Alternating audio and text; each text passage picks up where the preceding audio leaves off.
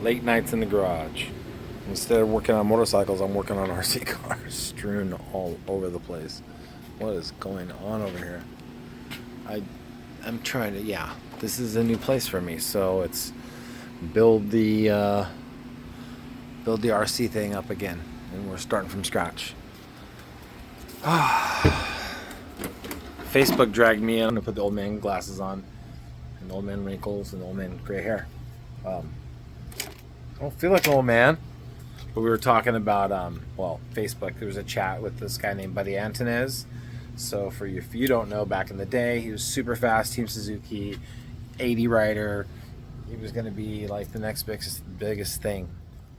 And it's not like he didn't have a great career, but just other people did better in the professional commercial ring. You know what I mean? After 80s, you go into the bigger bikes, 125, and then the premier class of 250 class. Now there's a 4-stroke class, so it's the 250 is actually not a premier class anymore because now it's 4 strokes, and the 450 is the premier class.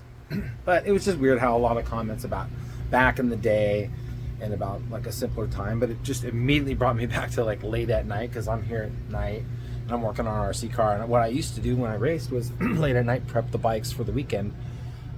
Usually it was like Thursdays and Friday nights. It was spent in the garage, and then early Saturday, you pack the trailer up with the truck, and then early Saturday morning you were out and you were on the road to go race. And it just got to me thinking about this hobby, this sport of RC.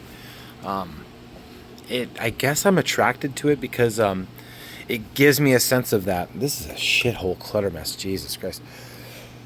It will be fixed, I promise. I got cars. This is a brand new Arma, man, and I want to ride this. I want to drive this thing so bad. I drive this thing regularly, so if you're curious, you go check it out on the channel. In fact, one of my shorts, pretty bad wreck on it. I just scratched right here. It has really nice roll bar here. It didn't take much damage. Very, very sturdy car.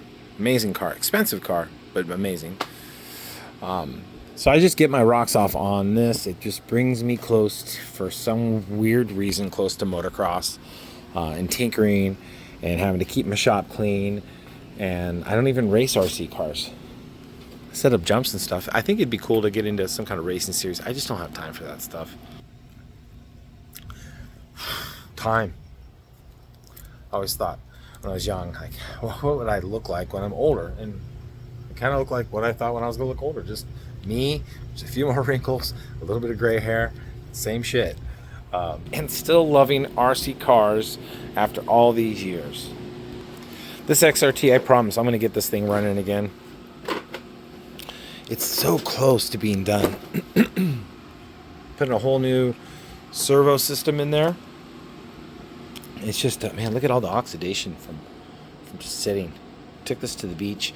Again, if you go look at my channel earlier, I used to jump this thing with the paddle tires, and I jump it off of the 50, 60 foot cliffs. Pretty fun stuff. So I did all the billet stuff, servo saver and the steering arm, and I have a brand new. I did that right there, that little tail thing. Got that going. Stock. I did put the steel gears in here, and I did rebuild the diffs with the higher fluid, and I did the diffs up in the front with the higher fluid. I forgot what I did. You go check out my early channel, XRT. I have a ton of views and a ton of information on this thing. It's cool. The do's and the don'ts. These things suck.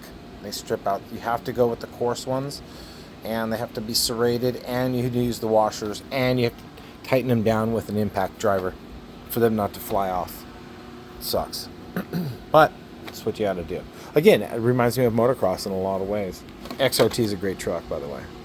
I was like, why isn't it clicking? Because I don't have it back together yet, moron. I got the back one to clip in. I think I took off the front because the steering thing, whatever.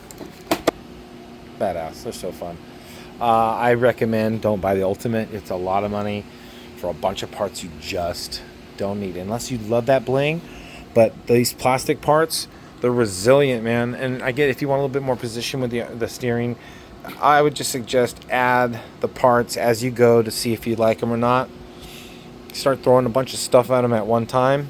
You don't know what worked or what caused what to happen. So when you go to like, you just pretty much start throwing a bunch more stuff at it than you really need to. And again, everybody says it. Mark Santa Maria, everybody. Moorhead talks about it. A lot of these guys talk about when you start to take the stress off of the part, it puts the stress on a different part. So there you go.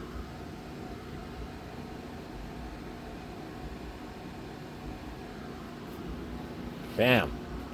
All right, well, I have a Limitless showing up tomorrow, Sunday. So check with the channel.